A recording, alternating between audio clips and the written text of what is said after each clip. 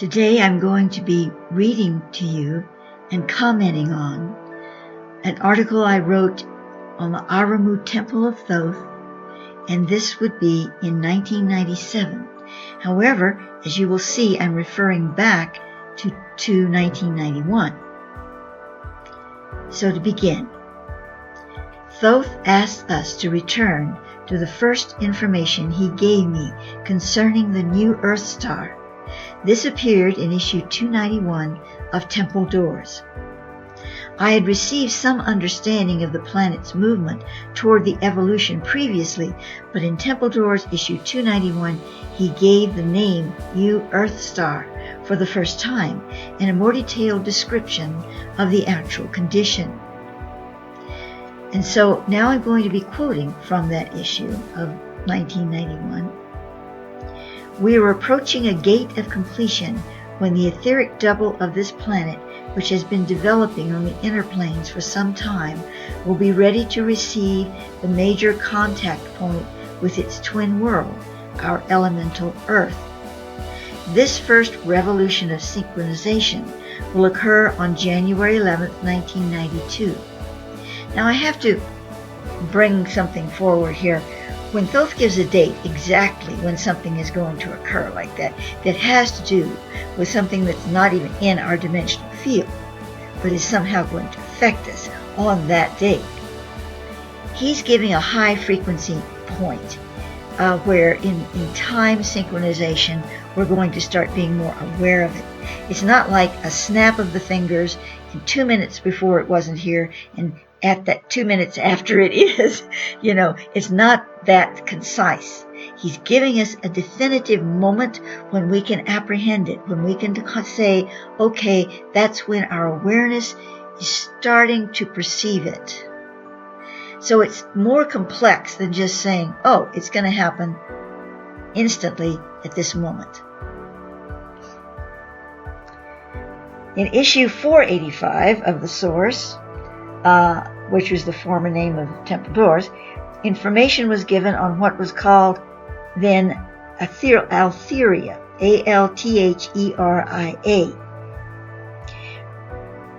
And this was Earth's double or etheric energy, which Egyptians referred to as the Ka. This etheric image of Earth is growing like a crystal in a sunlit cave, refracting the light of the planet's inner harmonics, transforming the pollution and violence as it interacts with the etheric plane, and straining out the bilge of our confused karmic patterns. Thus, let's turn a page here, producing the purest elixir of our true arc of illumination, the new Earth star. The completion of the new Earth star will not take place until this elemental earthen sphere merges with its supernal double. The planet's Ka is no longer Altheria, for it has progressed into a more defined and rarefied state known as Numis Om.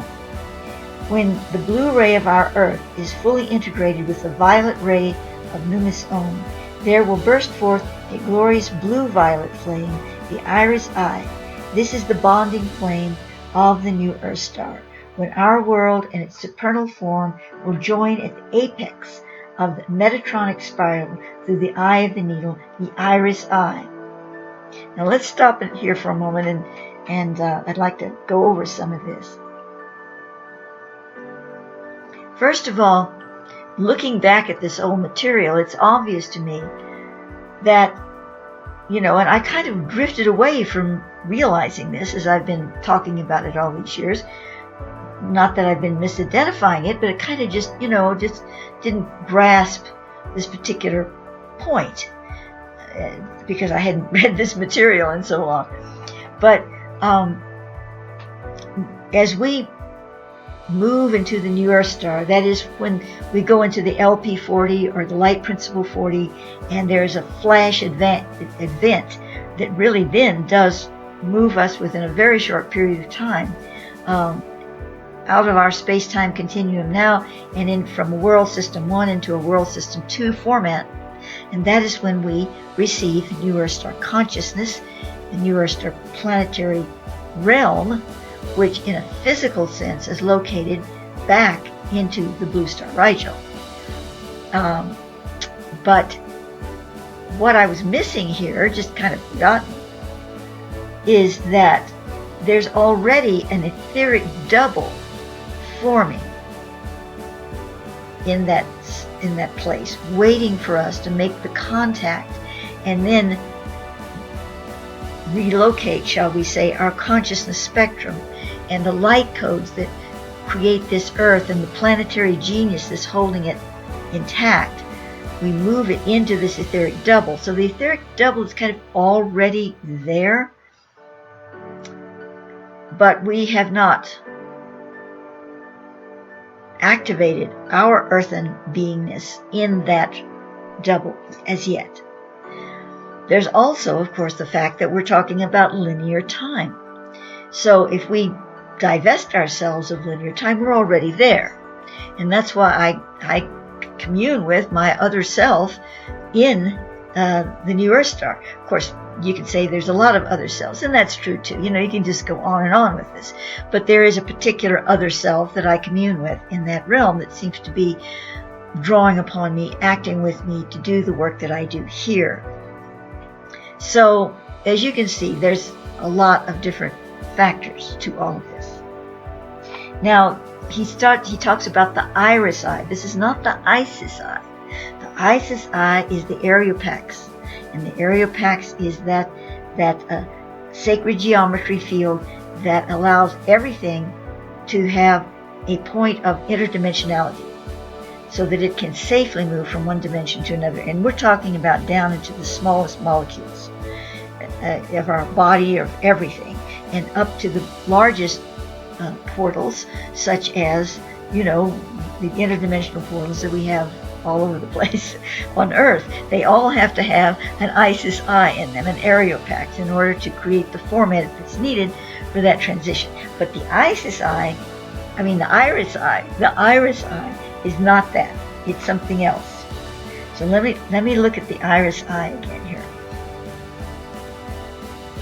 When the blue ray of our Earth is fully integrated with the violet ray of Numa's own, there will burst forth into a glorious blue-violet flame the iris eye. This is the bonding flame of the new Earth star, when our world in its supernal form will join the apex of the Metatronic spiral through the eye of the needle, the iris eye. Through what Solara of Starborn refers to as the healing of Orion, we as an inspirited world will be able to depolarize our consciousness so that we can enter the iris eye where all polarities are one. On the 11/11, that's 1/11/92 date, we will turn our one revolution on the Metatronic spiral so that our elemental world consciousness will face the iris eye. Then we will begin to see into the heart soul of the planet which gives us life. So that happened in our world referencing on the 11/11 date of 1992. Now,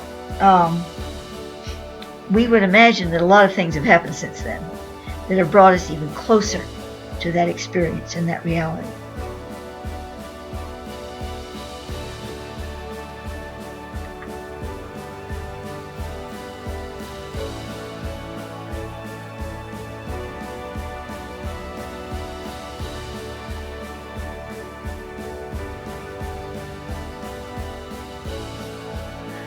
A mantra has been given to me from Thoth to share with you, which will aid in the acceleration of this consciousness.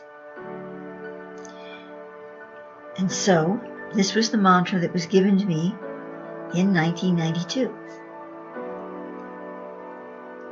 Living in God's heart together, that is light, L-I-G-H-T. Just feeling that impression. Feeling the light move through you as you say, living in God's heart together. And then We work together to merge our Earth of the blue ray with the violet ray of Numis Om. In this we create the new Earth star. I'll say it again. We work together to merge our Earth of the blue ray with the violet ray of Numis Om. In this we create the new Earth star. And one more time. We work together to merge our Earth of the blue ray with the violet ray of Numis Om. In this we create the new Earth star.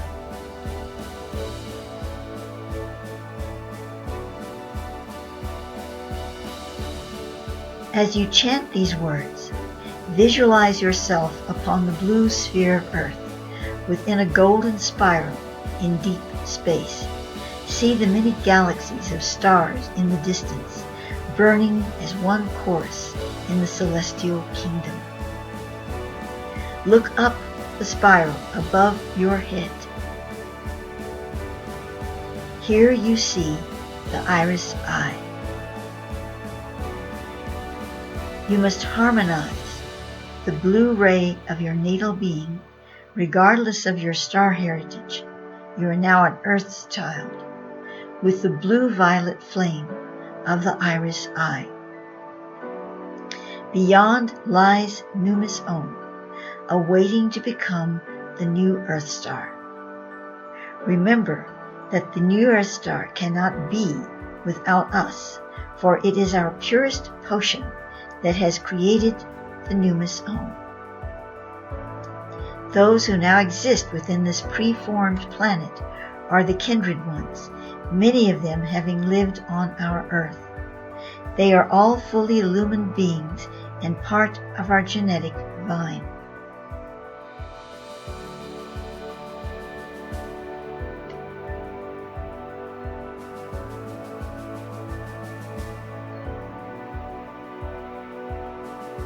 It is important to understand that when Thoth speaks of temples in the etheric, and now he's talking about here the Thothian temple of Auramu in Numis Om, it is not necessarily a structure as we understand it. It is a sacred space that is a containment field that registers a particular vibratory frequency and allows certain knowledges, certain deep cohesiveness of spirit with intelligence to come into that space. And with his temple, it would be the Thothic streaming. It's a preparatory zone, so to speak, that allows those who are attuned to that Thothic vibration to work with that frequency before expanding out into other spaces within Numis Om, and perhaps other temples within Numis Om. So that said, we return to Thoth speaking in, I believe it's the 1992 issue. So to return to Thoth speak, the iris eye will flame in the eye of the star grail. The star grail is the 4444 stargate of ascension for the planet. As the two worlds of your Earth and Numis Om conjoin. The Numis Om is still in a layered form within the Maha Reem. That's an envelope or a layer of connectivity, and not yet in the true white star habitation. She refers to as the realm where the new Earth star energy field is able to develop and be. The Maharim is very much an in-between zone. The Amaru Divine Bird Firebird Temple of Thoth is at this time, while also in the Maharim, only barely touching the Numis Om. It is situated on the Taurus rim of the star grail. In the future city of Kobola, in the New Earth Star, it is positioned entirely in the New Earth Star reality in the region of the new Earth star you now identify as the Dead Sea, at the point where the ancient ruins of Masada are located. Surrounding the Auramu in that age is the Raja Templa Mar, in which your present Templa Mar earth points are connected.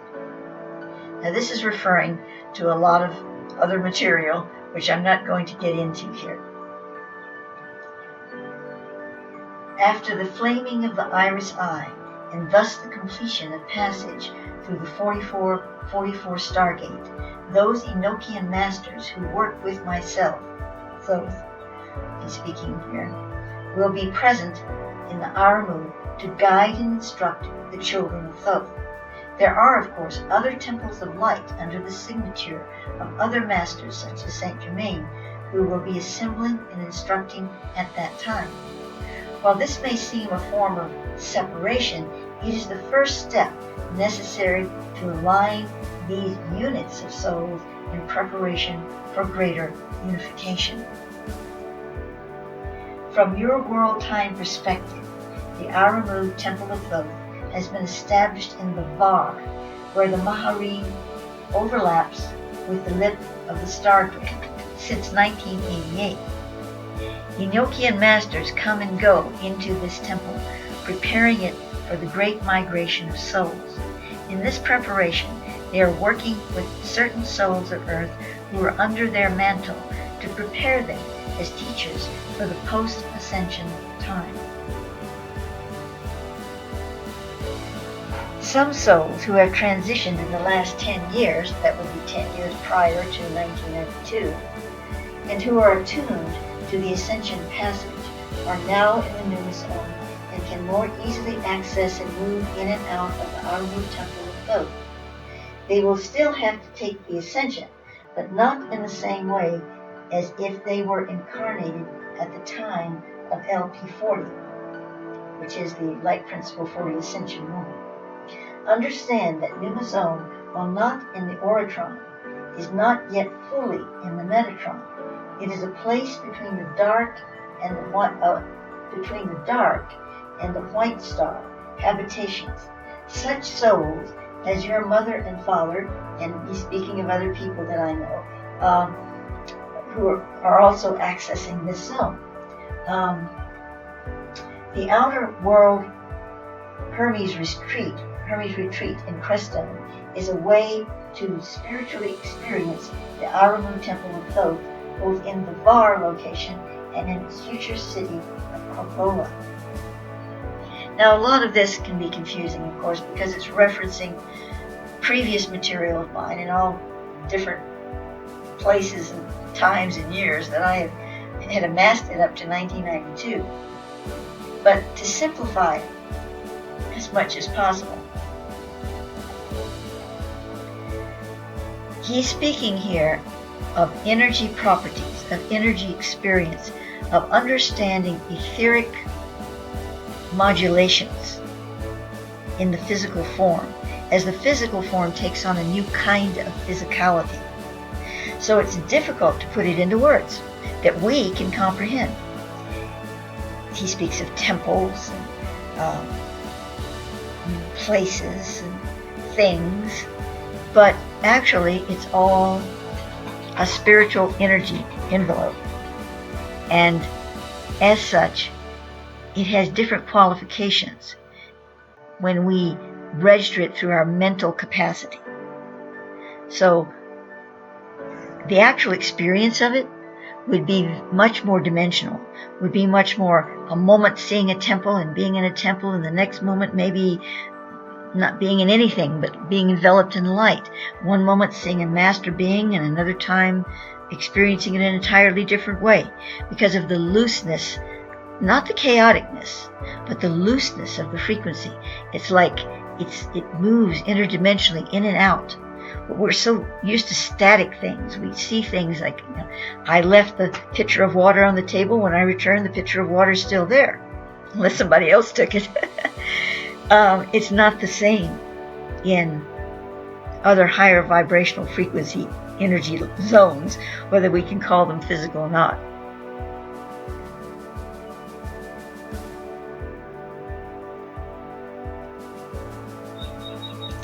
In 2006, I asked Thoth some questions about the Temple of Auramu. He replied, "It is a pure energy streaming light divine from the font of Metatron, which assumes a specific pattern within my Akasha field. In this pure streaming of light divine, so I set certain forms into place for the souls who are attracted into my Auramu temple, due to their own soul harmonics, which resonate with my field and that which I represent universally. These forms, ectoplasmic creations, are basic and will morph into various attitudes in detail for the individual soul interacting with them. However, there is a basic flow and pattern which I present here, which helps to stabilize and open attracted souls to a greater level of their realization in the Numis Om." I ask, I understand that souls who have transitioned the body here in this dimensional earth do sometimes enter Numis Om, and thus those so attracted enter into the Auramu temple. How is this selection made? Thoth, souls who transition your earth dimension may be attracted to any of the astral worlds of earth, where most disincarnate souls go. However, some are indeed ready to enter into Numis Om. One need not be a master being to do so. It is a matter of willingness to surrender to the vibration I call here the lotus stalk. This stalk is a funnel pathway streaming into Numis Om. It holds a certain vibration of commitment. When souls feel this pull, many will turn away from it and go elsewhere, as they are simply not yet surrendered to its potential. Other souls will find that they can surrender and move into the stalk. The lotus in this perspective is the Numis Om Newer star. It was also the symbol for Mu, the motherland of humankind on earth. In the context of Mu, Numis Om Newer star is not only symbolic of tranquility, harmony, unfolding love to reach the heart seed, but it is a true living energy form or sacred geometry of heart light. As the soul moves through various stages of the Numis Om via the temples of the master intelligences, so the number of petals on the lotus will change, and as well as the color vibration of the lotus and its associated pure symbols. The soul will at first dwell inside the lotus, and then the lotus will dwell inside the soul. And then I ask, can currently incarnated souls interact with the Numis Om and the Temple of Auramu and or other Numis Om temples of master intelligences? If so, will this interaction benefit them by preparing their souls to possibly choose entry into Numis Om when they slip the body in this lifetime?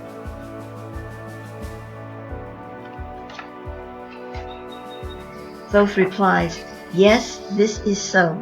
However, it is important that the individual realize that wherever their soul ultimately chooses to journey and alight after their current incarnation, it will be a loving experience and right for them, if they so believe and trust in the divine balance of the eternal love.